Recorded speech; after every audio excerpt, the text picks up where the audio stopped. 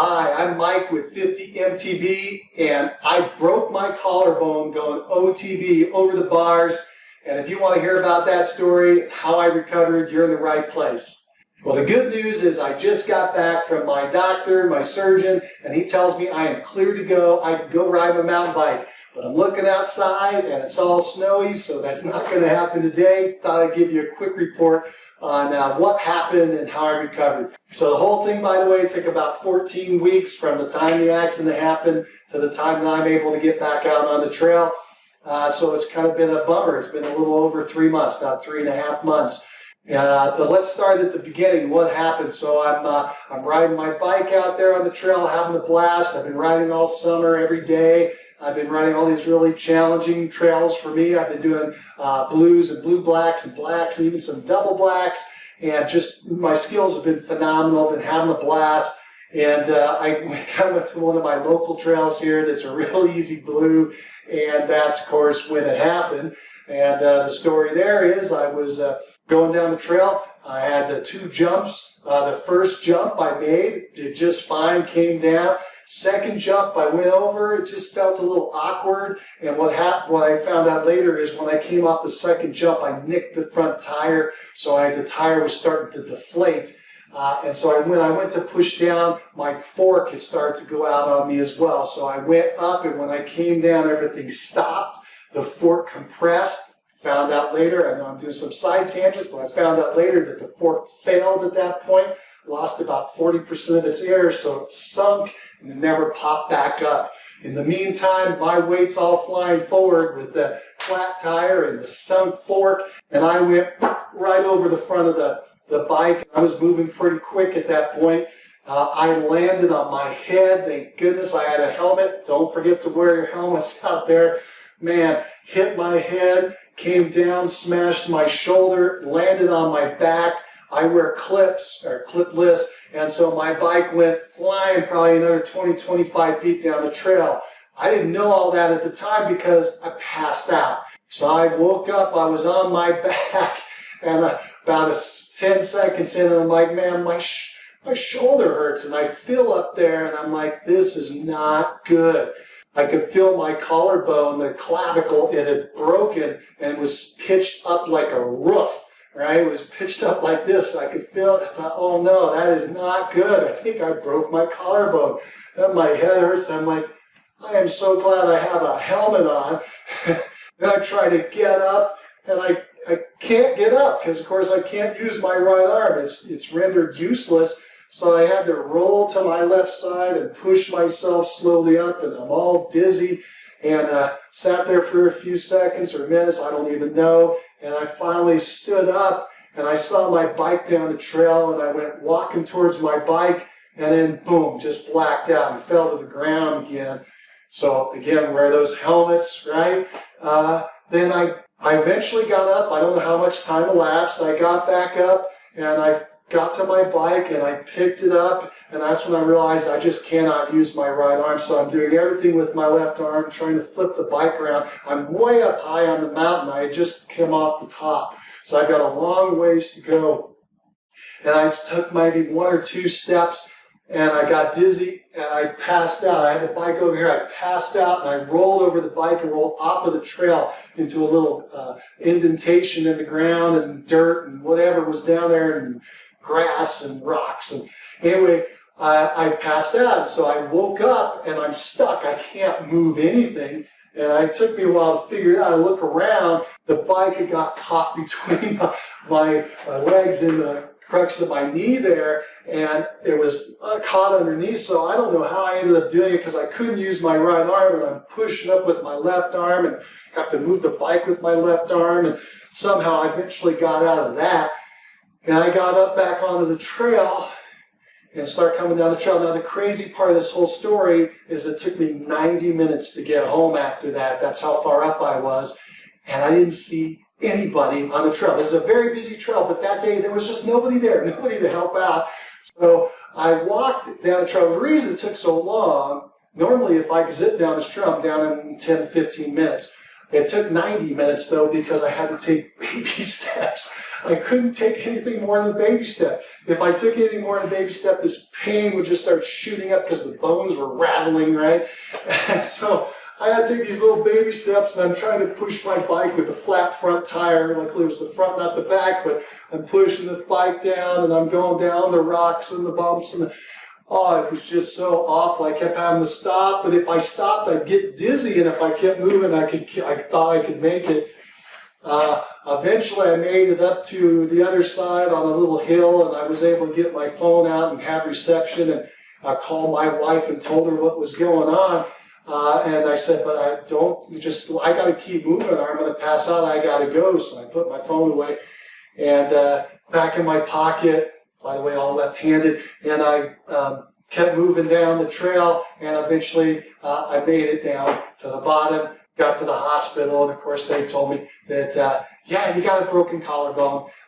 We did a couple x-rays, and that'll be ready to bill $30,000 to tell me I had a broken collarbone, and no repair, no fix, just a $30,000 bill. So those hospitals are unbelievable.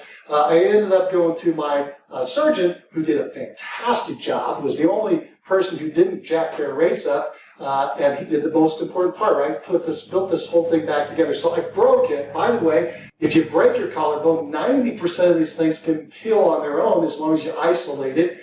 Mine was not one of those. It broke at the tip, broke at the end. I think they call it a distal third. And anyway, it broke off at the end. And because of where it broke, they have to use a plate. So they put a metal plate in, and they drilled it down with 9 screws. So I've got a stainless steel plate and 9 screws in my shoulder.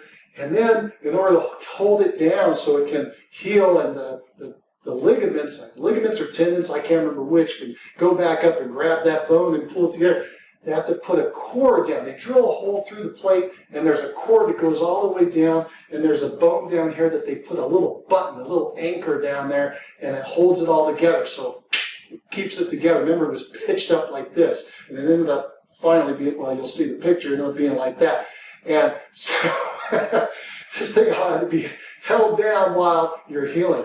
Now, the amazing part is that my surgeon's a really sharp guy.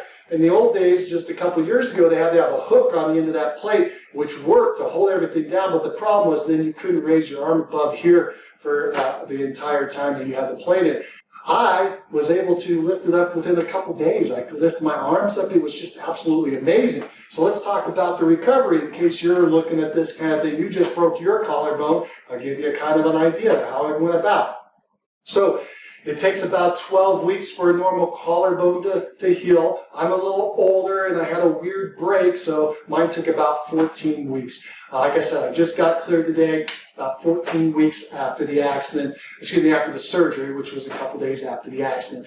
The way they do it is the first 12, you got 12-week healing period. The first 6 weeks, they work on movement. There's no weight or anything. It's just moving and getting everything to get back to normal, stretch out the muscles. It's all trying to heal in there. In fact, let me flash back. That first week or two, I had to lay in a chair to sleep, and you can't move your arm. You have to isolate it. Do whatever your doctor says. So I had to isolate it like this. It really kind of stunk, but it eventually got better. So I can just tell you that. Follow the program, follow the protocol. Everything's going to work out. But it was actually very stiff in the very beginning. Now that I think about it, I had to isolate. But within a week, I'd say I was shocked because I was able to move my hands up. Now there was a little bit of pain at that point, but I was able to move, and it really was more tightness because all the muscles are tightened up, right, because they're trying to heal. By the way, I'm not a doctor if you haven't figured that out, or a medical person, but I'm just telling you my experience. And so you kind of start stretching it out. And that's what my doctor said after the first couple of weeks. I went back and he says, okay, now we're moving into the stretch phase. And I just want you to move anywhere you want to move this thing. Don't be worried. There's no limitation, which really kind of surprised me. I have limitations, like I couldn't move maybe past here, going that direction. Again, my break was over here. But I had a lot more movement than I thought. And so what I did, I'll give you a couple of really good ideas if you're doing this. I get in the shower and turn it all the way up and get the steam going, get it really hot. And I would just start moving and do my work in there because everything's looser. And so I would sit in the shower for 15, 20 minutes just loosening things up. A couple of the exercises I found that really helped me was just to lift the shoulders and let them fall. You'll feel the tightness, but just keep going, nice and easy. And I wouldn't do a lot. That was the other thing my PT told me, my physical therapist, was don't overdo it. A lot of people overdo the stretch. So I would just do this a couple times a day, and then I would get into some rollers with your shoulders, front and back, right? And I'm doing this all in the shower. And then because I was so tight here, I start to do this one right here where you're stretching it out. You want to keep your hand up again. Do whatever your doctor says, but that's what I was doing. And by the way, I'd also do the other side. Everything that I did with my right, I want to do with my left, keep everything limbered up and stretched out and grow properly.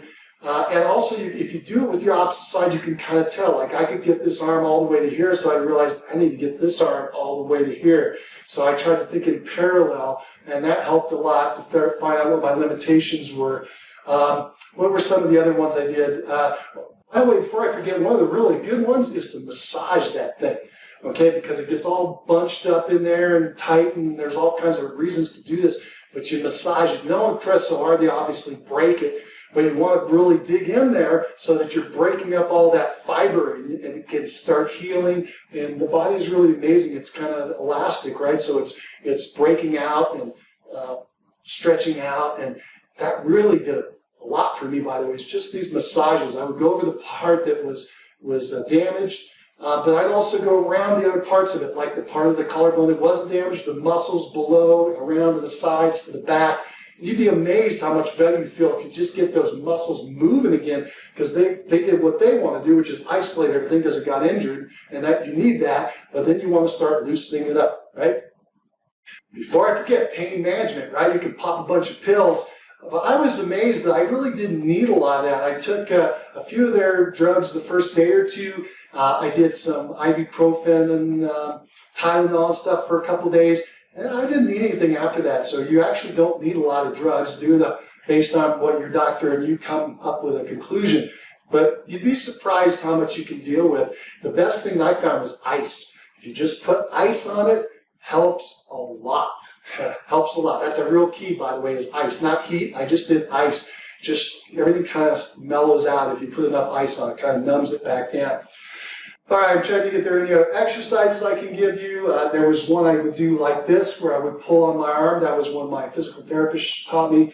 And of course, I would do the other side to see how far I was going. You could put in your back. And see on that one, I would stretch it up a little bit, see where you are, compare the two.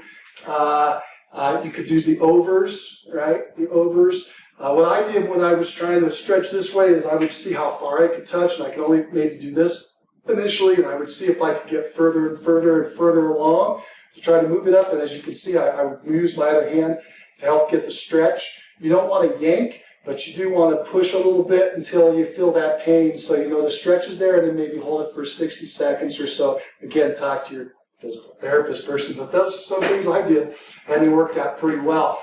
So the first 6 weeks you're doing the movement, and the next 6 weeks you're doing weights. Okay, before I go to the weights though, I want to give you a couple more stretches. I just remembered they were really, really helpful. So one is I'd lay on a bench. You lay on a bench, you're back on a weight bench, and it's real narrow. And what you can do then is you can use gravity. So I would do these outward stretches like this. I would throw my chest out, and I'd let my arms hang to the side. And eventually, your fingertips can get all the way to the ground. And it's stretching all these muscles in here. And again, I'm doing it uniformly. And that tells me how good this side feels and this side, that you can kind of compare the two sides, the damaged and undamaged. I could get all the way down. So I would do T's, and then I would do Y's, and then once I got to full stretch, I hold it for like 30 to 60 seconds, somewhere in there. But again, not overdoing it. And then the one I found that really helped me was I would come down like this while I'm laying on the bench and let gravity pull these down. You can really feel it pulling in here. And that seemed to help out quite a bit too. One last one that was really interesting, when I did start lifting, I did some benches, and what I found was that I was getting really tight, so without any weight, I kind of created a stretch that worked for me. I would pull it down like in the bench position, and then and this is just letting gravity hold it, and I could feel it tightening up, and that would work really well. And then what I would do is I would use my hands either forward, and then I would let my hands hang this way, and then amazingly, if you put your hands like this, wow, you get this amazing stretch in here, and it feels really good. And that really helped me so that I could do more as I was trying to go into the weightlifting phase with the stretching, that being able to get down lower for that bench press. So then you move into the weight and strength building, right? So that's about a 6, might actually end up being an 8-week phase. And what you're doing there is you're just doing everything you would normally do, but with really lightweight, high rep, super duper lightweight. I'm telling you, I started with 3-pound barbells, okay? 3-pound barbells, then I went to 5, then I went to 7.5, then 10, then 12.5, went right on up. But I was doing reps of 10, 15, and 20, 3 sets of those before I would go up to the next level. So it was taking some time and letting the muscles, get a little bit of strength and a little bit more, and that's what you want to do too. So making sure you ease yourself into that recovery phase, and that's what worked for me. And I just feel fantastic now. I am so glad that I went through that process. I'm just so grateful our medical industry is so good. Wish they didn't charge as much as they do. My entire bill is $66,000, which I think is a little bit steep, especially since everybody quoted me about 1/3 of that when we started, okay? And then the bills magically increased when they started sending out the actual bill. So be careful. If you get a quote, get it in writing. That was actually I even had some quotes in writing, and they still jacked the price up. The worst one was the hospital. They said I needed a CT scan because I shook myself up and I passed out. So they said I needed 2 CT scans.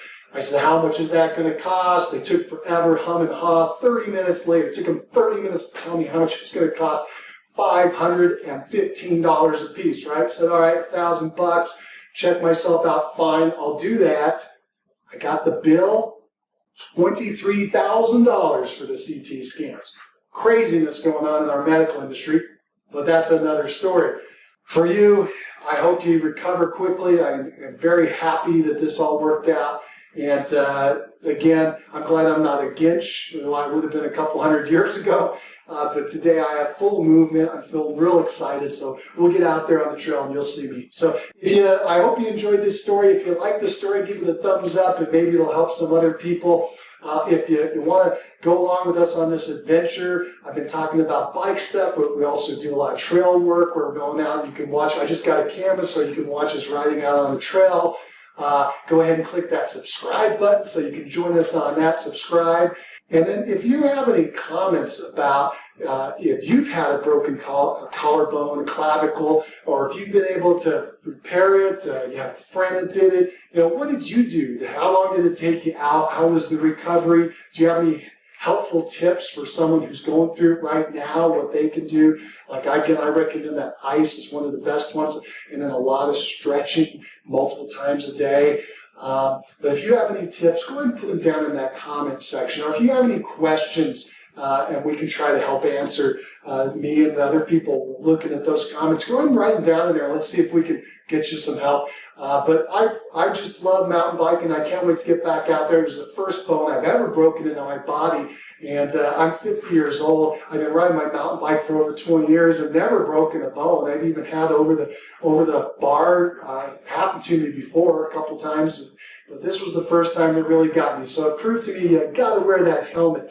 Wear that helmet, man. If I didn't have that helmet, I probably wouldn't be here talking to you. So anyway, I'm babbling on at this point. I'll see you out on the trail. Have a fantastic day.